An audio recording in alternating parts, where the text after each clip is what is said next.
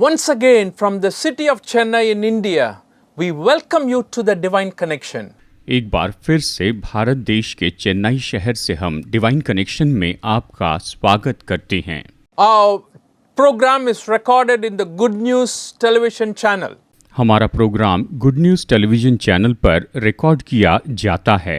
And from here it is broadcasted to different parts of the country and also around the world. और यहाँ से देश के अलग अलग भागों में और पूरे संसार में इसे प्रसारित किया जाता है। And I want to thank you for watching this program. और इस प्रोग्राम को देखने के लिए मैं आपका धन्यवाद करता हूँ। There are a lot of you who give feedback, who make phone calls to communicate to us how this program has been a blessing to you.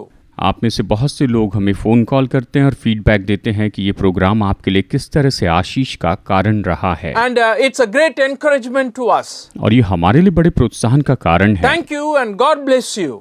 धन्यवाद और परमेश्वर आपको आशीष दे। You know, this program Divine Connection, we emphasize a lot about the Word of God. इस divine connection programme में हम परमेश्वर के वचन पर सबसे ज्यादा जोर देते हैं। Because we believe that the Word of God can connect to your life. क्योंकि हम विश्वास करते हैं कि परमेश्वर का वचन आपके जीवन के साथ में जुड़ सकता है। This is a very powerful word. ये तो बहुत ही सामर्थी वचन है, Written long time ago. जो बहुत समय पहले लिखा गया है। Almost 2000 years ago and even before that. लगभग 2000 साल पहले और यहाँ तक कि उसके पहले लिखा गया है। Still, it is very powerful to impact our lives and to change our lives because this is God's word. अभी भी ये इतना सामर्थ्य है कि हमारे जीवन पर प्रभाव डाले और हमारे जीवन को बदल दे, क्योंकि ये तो परमेश्वर का वचन है। And in this program, I want to continue on sharing about the value and the greatness of salvation that God has given to us. परमेश्वर ने हमें जो उद्धार दिया उसके मूल्य और उसके महानता के बारे में मैं आपको यहाँ पर बताना चाहता हूँ। If you can recollect from our past program, we spoke about salvation, which is a common term used by Christians in general. आपको याद होगा पिछले प्रोग्राम में हमने उद्धार शब्द के बारे में कहा, जो कि मसीह लोग सामान्य रीति से इसका उपयोग करते हैं। I even spoke about some of the erroneous ideas people have about salvation. लोग उद्धार के बारे में कैसे अजीब से विचार रखते हैं, इसके बारे में भी मैंने आपको बताया है। But today I want to emphasize and stress on the glory and the majesty of salvation that God has given to us. लेकिन आज मैं आपको उद्धार की जो महिमा है, उद्धार का जो प्रताप परमेश्वर ने हमें दिया है, उसके बारे में बताना चाहता हूँ। In the book of Revelation chapter 7 verse 10 we read this way. प्रकाशित वाक्य अध्याय 7 वचन 10 में हम इस तरह से पढ़ते हैं। It says, and they cried out in a loud voice, salvation belongs to our God who sits on the throne and to the Lamb. ये कहता है और बड़े शब्द से पुकार कर कहती हैं कि उद्धार के लिए हमारे परमेश्वर का जो सिंहासन पर बैठा है और मेमने का जय जयकार हो, इस तरह से वचन बताता है। Salvation belongs to our God. उद्धार तो हमारे परमेश्वर का है। And I've already mentioned in the previous program also that salvation is found only in the Lord Jesus Christ. पिछले प्रोग्राम में भी मैंने आपको पहले ही बताया कि उद्धार तो केवल प्रभु यीशु मसीह में पाया जाता है। So this is about experiencing God's grace, God's forgiveness in our lives. ये तो हमारे जीवन में परमेश्वर के अनुग्रह और परमेश्वर की क्षमा का अनुभव करना है। And here we are watching or we are reading that 144,000 people are singing out along with a large number of uncountable people. और यहाँ पर हम इस बात को पढ़ते हैं जहाँ पर 1,44,000 लोग ये गा रहे हैं और उनके साथ में इतने लोग गा रहे हैं जिनकी हम गिनती भी नहीं कर सकते हैं। And it's from the different tribes, different languages and from different cultures. और ये तो अलग अलग परंपरा से, अलग अलग गोत्रों से और अलग अलग भाषा से, अलग अलग जाति के लोग हैं। And all of them joined together and shouting with one voice, salvation belongs to our God who sits on the throne and to the Lamb. और ये सब बड़े शब्द से पुकार कर कहते हैं कि उद्धार के लिए हमारे परमेश्वर का जो सिंहासन पर बैठा है और मेमने का जय जयकार हो, इस तरह से वचन कहता है। My dear friends, something that important we note here is that salvation is something that gives joy to you. मेरे दोस्तों, यहाँ पर हम महत्वपूर्ण बात देखते हैं कि उद्धार तो हमें आनंद देता है। Salvation makes you rejoice. उद्धार तो हमें आनंदित करता है। It makes you to sing in a loud voice. ये आपको जय जयकार करते हुए गीत गाने लगाता है। And I'm sure if you have experienced salvation already, you would have definitely shouted to God, delighted in the Lord for the salvation you have experienced. मैं जानता हूं कि अगर आपने परमेश्वर के उस उद्धार का अनुभव किया है तो आप निश्चय ही आनंदित होकर परमेश्वर को धन्यवाद देते होंगे। Another important picture we find in the Old Testament from the book of Isaiah, chapter 61, verse 10. यशायाह अध्याय 61 वचन 10 से एक और महत्वपूर्ण वचन हम यहाँ पर देखते हैं। It says, I delight greatly in the Lord, my soul rejoices in my God, for he has clothed me with garments of salvation and arrayed me in a robe of righteousness, as a bridegroom adorns his head like a priest, and as a bride adorns herself with her jewels. ये कहता है, मैं यहोवा के कारण अति आनंदित होऊंगा, मेरा प्राण परमेश्वर के कारण मगन रहेगा, क्योंकि उसने मुझे उद्धार के वस्त्र पहनाए और धर्म की चादर ऐसी ओढ़ा दी जैसे दूल्हा फूलों की माला से अपने आप को सजाता और दुल्हन अपने गहने से अपना श्रृंगार करती है। So what this verse is talking about, it's saying that there is some glory, there is some majesty, there is some greatness connected to the salvation. यहाँ पर यह वचन इसी बारे में कह रहा है कि उद्धार के साथ में निश्चय ही महिमा, प्रताप और बहुत ही बड़ी बातें जुड़ी हैं। God does not simply say to you when you are saved, you are forgiven, your sins are removed. जब आपने उद्धार पाया तो परमेश्वर ने केवल आपसे ये नहीं कहा कि तुम्हारा उद्धार हो गया, तुम्हारे पाप हटा दिए But गए। God adorns you. ये कहता है परमेश्वर आपको सुंदर बनाते हैं। It says, as the bride adorns herself with the jewels. ये कहता है जैसे दुल्हन श्रृंगार करती है, गहने पहनती है, वैसे। As the bridegroom adorns himself like a priest. और जैसे दूल्हा याजक के रूप में खुद को सजाता है। And God clothes us with the garment of salvation. और परमेश्वर में उद्धार के वस्त्र पहनाते हैं। What a wonderful figure we receive from here, we read from here. यहाँ इन बातों को पढ़कर हम सच में कितना दिलचस्प चित्र पाते हैं। And when God saved us, we are given the garments of salvation. और जब परमेश्वर हमें उद्धार देते हैं तो हमें उद्धार के वस्त्र दिए जाते हैं। When we are saved, that's a decoration we have received. और जब हम उद्धार पाते हैं तो हम यही श्रृंगार प्राप्त करते हैं। You know, whenever people want to take baptism, when they want to commit their life to Christ, they come and ask a question. जब भी लोग यीशु को स्वीकार करना चाहते हैं तो वो आकर इस तरह से सवाल पूछते हैं। When they decide to commit their life to Jesus Christ, they say, what dress must I wear? यीशु को स्वीकार करने का जब निर्णय लेते हैं तो पूछते हैं, मुझे कैसे कपड़े पहनने Should चाहिए? I wear white and white? क्या मैं केवल सफेद कपड़े ही पहनते रहूं? Is there a specific dress that is prescribed in the Bible for baptism? क्या बपतिस्मा के लिए बाइबल में कोई खास वस्त्र बताया गया है? I don't think so. मुझे ऐसा नहीं लगता है। No dress is prescribed when we have to take baptism. जब हमें बपतिस्मा लेना पड़ता है तो उसके लिए कोई वस्त्र निश्चित नहीं किए गए हैं। But spiritually, we understand from this passage that God is giving us a garment. लेकिन आत्मिक रीति से हम इस वचन भाग से समझते हैं कि परमेश्वर हमें वस्त्र देते हैं। And that shows that at salvation, your life is beginning anew. ये बताता है कि उद्धार में आपके जीवन की नई शुरुआत होती है। When a life is beginning anew, you experience new clothes. You put on new clothes. जब आपका नया जीवन शुरू होता है तो आप नए वस्त्रों को पहन लेते हैं। It's not that you're never old, you have been old and you have had your old ways of life. ये नहीं कि आप पहले कभी पुराने नहीं थे, आपके पुराने तरीके थे। When you look at the story of the prodigal son, जब आप उड़ाव पुत्र की कहानी को देखते हैं, Bible says that he was with his father, Bible कहती है वो अपने पिता के साथ था, enjoying all the blessings. सारी आशीषों का आनंद उठाता He था went back after taking the share. और फिर वो अपना भाग लेकर उस देश से चला जाता है। And he spent it in all the ways, evil ways, wicked ways. और वो उसे अपने सारे बुरे मार्गों में उड़ा देता है। But at one point of time when he returned to the father, लेकिन एक समय जब वो अपने पिता के पास वापस आता है, In the Gospel of Luke chapter 15 verses 22 to 24, लू का 15 वचन 22 से वचन 24 में I like a few phrases here in connection with what I am sharing. मैं जो कह रहा हूँ इसके संबंध में कुछ शब्द यहाँ पर मुझे पसंद है। But the father said to his servants, "Quick, bring the best robe and put it on him. Put a ring on his finger, sandals on his feet. Bring the fattened calf and kill it. Let's have a feast and celebrate. For this son of mine was dead and is alive now again. He was lost and is found." So they began to celebrate. परंतु पिता ने अपने दासों से कहा, झट अच्छे से अच्छा वस्त्र निकाल कर उसे पहनाओ और उसके हाथ में अंगूठी और पाँव में जूतियाँ पहनाओ और पला हुआ पशु लाकर मारो ताकि हम खाएं और आनंद मनाएं।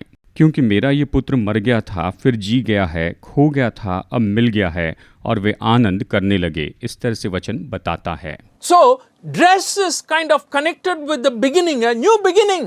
तो देखिए, ये जो वस्त्र है ये तो नई शुरुआत के साथ में जुड़ा हुआ होता है। We have lost our old way of life. हम अपने पुराने जीवन को खो चुके हैं And we have put an end to it. और हमने उसे खत्म किया है। And when we begin a new life, God adorns us with the garment of salvation. जब हम नया जीवन शुरू करते हैं तो परमेश्वर हमें उद्धार के वस्त्र पहनाते हैं। God is always ready to cover you and me, dear friend. प्यारे दोस्तों, परमेश्वर हमेशा हमें ढांकने के लिए तैयार हैं। And when we are ashamed, God is there to help us to cover. और जब हम शर्मिंदा होते हैं तो निश्चय परमेश्वर हमें ढांकने के लिए तैयार होते ही हैं। When you go and hide yourself because you are naked, God is there to help you. आप विवस्त्र हैं, इसीलिए अगर आप जाकर छिपना चाहते हैं तो आपकी मदद के लिए परमेश्वर वहां हैं। Is that not what we read in the book of Genesis chapter 3? उत्पत्ति 3 में क्या हम ये नहीं पढ़ते हैं? When the first man sinned against God, जब पहले मनुष्य ने परमेश्वर के विरुद्ध में पाप किया, he went and hid himself in the garden. वो जाकर वहां पर वाटिका में छिप गया। He did not want to meet God. वो परमेश्वर से मिलना He नहीं was चाहता था। ashamed to see God. वो तो लज्जित हो गया He was था। expressing that he was naked. वो इस तरह से बता रहा था कि वो तो विवस्त्र है। And God said, "Who told you that you're naked?" और परमेश्वर ने कहा कि तुझे किसने कहा है कि तू विवस्त्र है? He called them out. और उसने उसे बुलाया। And beautifully we read in 3:21, he made garments of skin to cover them. 3:21 में हम पढ़ते हैं कि सुंदर रीति से उसने उनके लिए चमड़े के अंगरखे बनाए। इस तरह से हम यहाँ पर पढ़ते हैं। When the first man sinned, when he needed covering, God gave that. जब पहले मनुष्य ने पाप किया और उसे वस्त्र चाहिए थे तो परमेश्वर ने उसे दिए। In the same way, even today, when we have sinned and went away from God, when we return to Him, when He wants to save us spiritually and symbolically, we have the garments of salvation arrayed on us. और इसी तरह से जब हम पश्चाताप करके परमेश्वर के पास में वापस आते हैं तो परमेश्वर हमें उद्धार के वस्त्र पहनाने के लिए तैयार होते हैं। You and I are clothed when we are saved. जब हम उद्धार पाते हैं तो निश्चय हम ये वस्त्र पहनते हैं। What are we clothed with? हम कौन से वस्त्र पहनते हैं? Shall I tell you very bluntly, straightforward way as Bible puts it? जैसे बाइबल कहती है कि मैं आपको बहुत ही स्पष्ट रूप में बता दूं। Galatians chapter 3 verse 27. गलातियों अध्याय 3 वचन 27। For all of you who were baptized into Christ have clothed yourselves with Christ. गलातियों अध्याय 3 वचन 27 इस तरह से कहता है, और तुम में से जितनों ने मसीह में बपतिस्मा लिया है उन्हीं ने मसीह को पहन लिया है।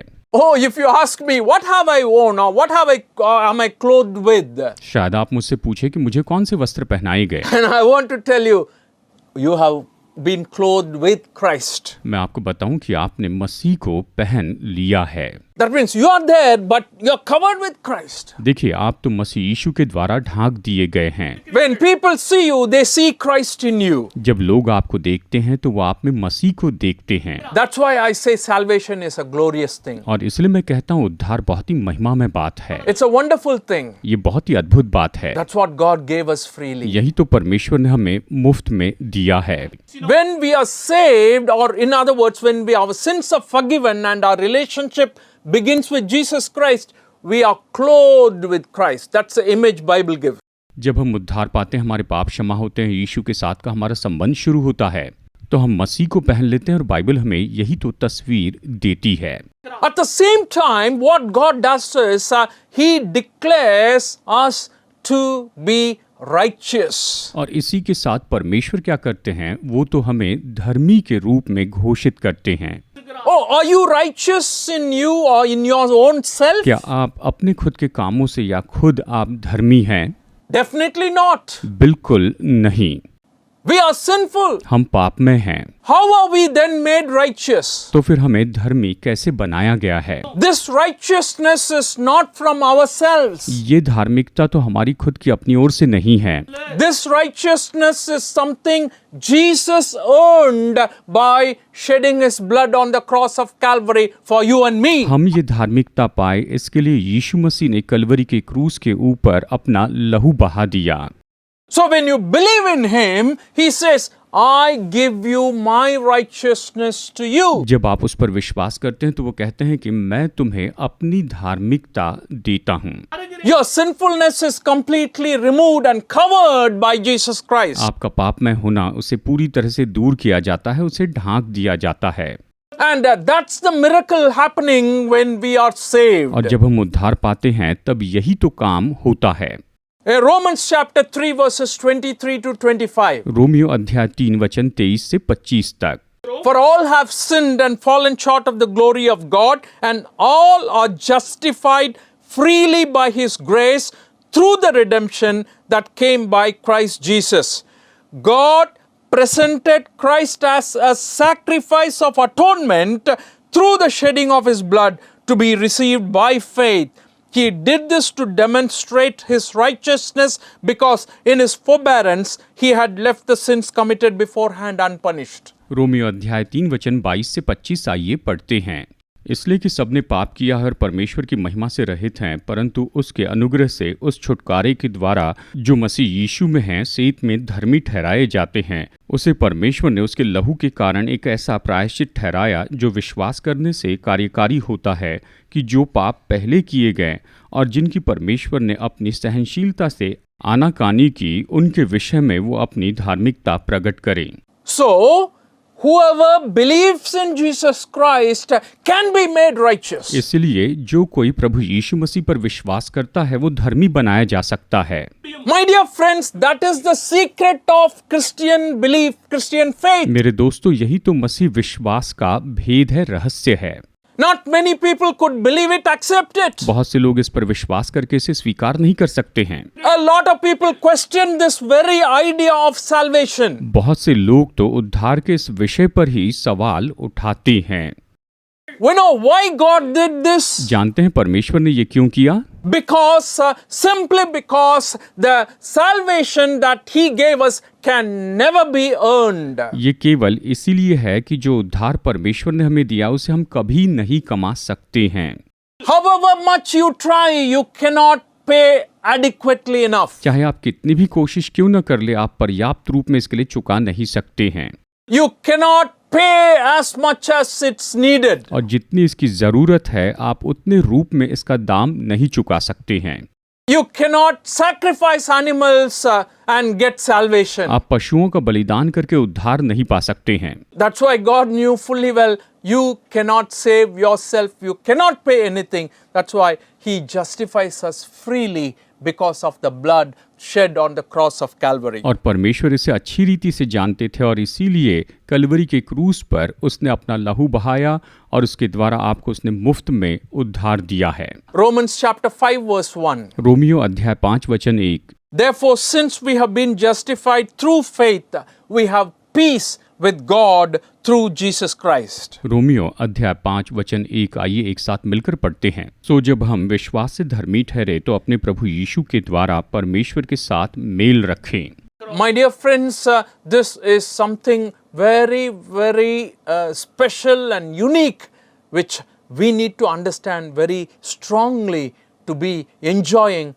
the relationship with Jesus Christ. मेरे दोस्तों, ये तो बहुत ही अद्भुत बात है और यीशु के साथ के संबंध का आनंद उठाने के लिए हमें इसे समझना चाहिए। When we are saved, He makes us into a new person. और जब हम उद्धार पाते हैं तो वो हमें एक बिल्कुल नया व्यक्ति बना देते हैं। That's another grand miracle that happens. और ये तो एक सबसे महान बात होती है। 2 Corinthians chapter 5 verse 17 says like this. दूसरा कुरिन्थियों 5:17 यही तो कहता है। Therefore, if anyone is in Christ, he is a new creation. the old has gone, the new has come. इसलिए यदि कोई मसीह यीशु में है तो वो नई सृष्टि है, पुरानी बातें बीत गई, देखो सब कुछ नया हो गया है। And that transformation, that change in the heart is possible only at the time of salvation. और ये बदलाव, हृदय में बदलाव, ये तो निश्चय उद्धार के समय ही संभव है। God helps you to become a new man. परमेश्वर आपकी मदद करते हैं कि आप नए मनुष्य बन जाएं। He helps you to put off the old self. वो आपकी मदद करते हैं कि आप अपने पुराने मनुष्यत्व को उतार दें। He is empowering you to forget the former way of life. वो आपको सामर्थ्य देते हैं कि आप भूतकाल के तरीकों को, मार्गों को छोड़ दें। The corruptful ways, the deceitful ways, he wants to get rid of it. वो धोखे और भ्रष्टाचार के मार्ग वो आपकी मदद करते हैं कि आप उससे छूट जाएं। How does he help us to overcome that? कैसे उस पर जयवंत होने में मदद He करते हैं? gives us the Spirit when we are saved, so that the Spirit works in our lives to get rid of this old behavior. वो हमें आत्मा देते हैं जो हमारे जीवन में काम करता है ताकि हम पुराने व्यवहार से इस तरह से पीछा छुड़ा लें। The imagery Bible gives is that we are buried with Him in the waters of baptism. Bible हमें इस तरह की तस्वीर बताती है कि पानी के बपतिस्मे में हम उसके साथ में दफनाए जाते हैं, गाढ़े जाते हैं। Romans chapter 6 verse 4. रोमियो अध्याय 6 वचन 4। We were therefore buried with Him through baptism into death, in order that just as Christ was raised from the dead through the glory of the Father, we too may live a new life. Romeo अध्याय 6 वचन 4, आइए एक साथ हम पढ़ते हैं। सो उस मृत्यु का बपतिस्मा पाने से हम उसके साथ गाढ़े गए, ताकि जैसे मसीह पिता की महिमा के द्वारा मरे हुए में से जिलाया गया, वैसे ही हम भी नए जीवन की सी चाल चलें। So we are buried with Christ. तो हम मसीह के साथ में गाढ़े गए हैं। And when we are up, we come up with new life. और जब हम ऊपर आते हैं तो हम नए जीवन के साथ आते हैं, So we can walk in this new life. ताकि हम इस नए जीवन में चल सकें। My dear friends, that's the salvation God, Jesus Christ has given to us. मेरे दोस्तों, यही तो वो उद्धार है जो परमेश्वर प्रभु यीशु मसीह ने हमें दिया है। And that's what we are celebrating today. आज हम उसी का उत्सव मनाते हैं। Today I want to appeal to you as I close. तो अंत में मैं आपसे ये विनती करना चाहता हूँ, This Jesus Christ is always available. He is always willing, happy to help you to be saved. ये प्रभु यीशु मसीह हमेशा उपलब्ध है, हमेशा इच्छा रखते हैं, आपकी मदद करने से खुश होते हैं। But what do you think about it? लेकिन आप इसके बारे में क्या सोचते हैं? He cannot save you if you just remain passive and without doing anything. अगर आप कुछ भी न करें, ऐसे ही बैठे रहे, तो निश्चय वो आपको उद्धार नहीं दे सकते हैं। He doesn't force himself on you. वो कभी किसी से जबरदस्ती नहीं करते हैं। Bible says he only knocks at the door. Bible कहती है कि वो केवल द्वार पर खटखटाते हैं। Only if you open, he will come in and enter and bless you and save you. और जब आप द्वार खोलेंगे तभी वो भीतर आकर आपको आशीष देंगे और आपको उद्धार देंगे। And that's the kind of salvation we are talking हम about. उसी उद्धार के बारे में कह रहे हैं। Without your consent, आपकी परवाह के बिना, without your willingness, आपकी इच्छा के बिना, without your desire, आपकी इच्छा के बिना oh, he cannot help वो you. आपकी मदद नहीं कर सकते हैं। And I want to tell you, the salvation we are talking about, only Jesus can give. और मैं आपको बताना चाहता हूँ, जिस उद्धार के बारे में हम कह रहे हैं वो केवल यीशु ही दे सकते हैं। And this is a very, very precious salvation. और ये तो बहुत बहुत अनमोल उद्धार है। You and I cannot take it lightly. हम इसे हल्के रूप में नहीं ले सकते हैं। The book of Hebrews chapter 2 verse 3 and 4 gives us a warning about this salvation. इब्रानियों अध्याय 2 वचन 3 और 4 इस उद्धार के बारे में हमें चेतावनी देते हैं। Ignoring this salvation amounts to the judgment of God. तो हम लोग ऐसे बड़े उद्धार से निश्चित रहकर क्यों बच सकते हैं? Let me read verses 3 and 4. वचन 3 और 4 पढ़ते हैं। How shall we escape if we ignore so great as salvation? This salvation which was first announced by the Lord was confirmed to us by those who heard him. God also testified to it by signs, wonders and various miracles, and by gifts of the Holy Spirit distributed according to his will. आइए इब्रानियों अध्याय 2 वचन 3 और 4 यहाँ पर एक साथ मिलकर पढ़ते हैं। तो हम लोग ऐसे बड़े उद्धार से निश्चित रहकर क्यों कर बच सकते हैं, जिसकी चर्चा पहले पहल प्रभु के द्वारा हुई और सुनने वालों के द्वारा हमें निश्चय हुआ, और साथ ही परमेश्वर भी अपनी इच्छा के अनुसार चिन्हों और अद्भुत कामों और नाना प्रकार के सामर्थ के कामों और पवित्र आत्मा के वरदानों के बांटने के द्वारा उसकी गवाही देता रहा। Look at the words that are used there. यहाँ पर जिन शब्दों का उपयोग हुआ है उसे देखिए। It's a great salvation, such a great ये salvation. महान उद्धार कहा गया है। How can we ignore? हम इसे कैसे अनदेखा कर सकते हैं? Are you neglecting it today? क्या आज आप इसे अनदेखा कर रहे हैं? My dear friends, think about it, what the word of God says. मेरे दोस्तों, सोचिए वचन क्या कहता है। You better be committing yourself to the Lord. अच्छा है कि आप प्रभु को समर्पित हो जाएं। God can help you. परमेश्वर आपकी मदद कर सकते loves हैं। you. वो आपसे प्रेम करते हैं। He cares for वो you. आपकी परवाह करते हैं। He has given his life for you. उसने आपके लिए अपना जीवन दे दिया है। What more he cannot give? वो आपको और क्या दे सकते हैं? He can give you everything, rest of the things in your और life. आपके जीवन में जो बाकी सारी चीजें वो सब दे सकते हैं। May God bless you and your family today. आज परमेश्वर आपको और आपके परिवार को बहुतायत से आशीष दे।